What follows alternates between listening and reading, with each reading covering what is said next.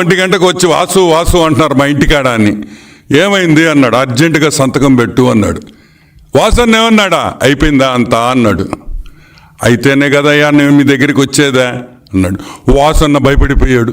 దీనమ్మ ఇదెందుకు రా మనకి లేనిపోని ఫిట్టింగ్లు వద్దు అని వాసన్న పక్కకి వెళ్ళిపోయాడు. సరే, దీంట్లో గొప్పతనం ఏంది? లంచం తీసుకోవడం గొప్పతనం కాదు. లంచం చాలా మంది తీసుకుంటారు లంచాలు. కానీ ఇదిగో అమెరికా కోర్టులో మా పేరు వచ్చింది చూడు. అమెరికాలో వచ్చింది మా పేరు.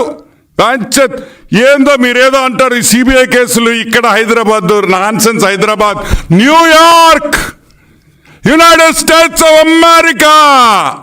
Jagan Mohan Reddy has gone and has risen to the heights. US eastern court, New York. ఈరోజు న్యూయార్క్లో గ్లామర్ బాయ్ ఎవరో తెలుసా? జగన్ మోహన్ రెడ్డి అని కూడా మీకు మనవి చేస్తా ఉన్నా. ఇంకొక విషయం కూడా చాలా స్పష్టంగా చెప్పారు.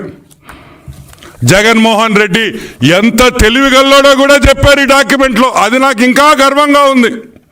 ఏంటంటే the bribe to Andhra Pradesh for power supply agreement which was slightly larger than the Odisha power supply agreement was greater than that paid to the Orissa government అన్నారు.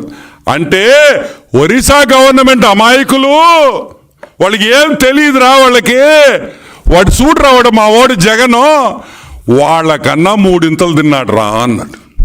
ఎంత?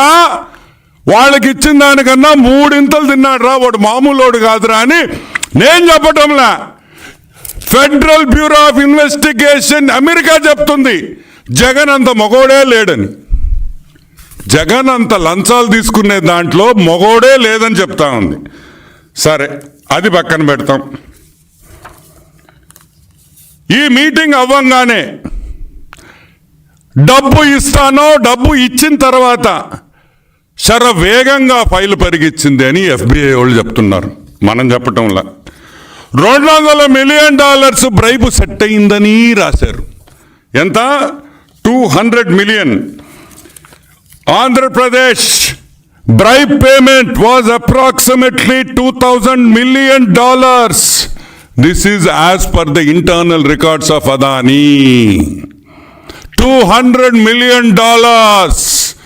అంతే 1,675 crores అప్రాక్సిమేట్లీ 1,600 కోట్ల రూపాయలు జగన్మోహన్ రెడ్డికి బ్రైబ్ ముట్టిందని FBI వాళ్ళు కోర్టులో వేసిన డాక్యుమెంట్స్లో క్లియర్గా ఇచ్చేశారు.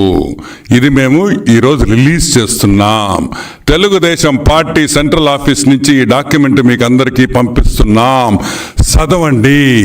జగన్మోహన్ రెడ్డిని ఆదరించండి, ప్రేమించండి.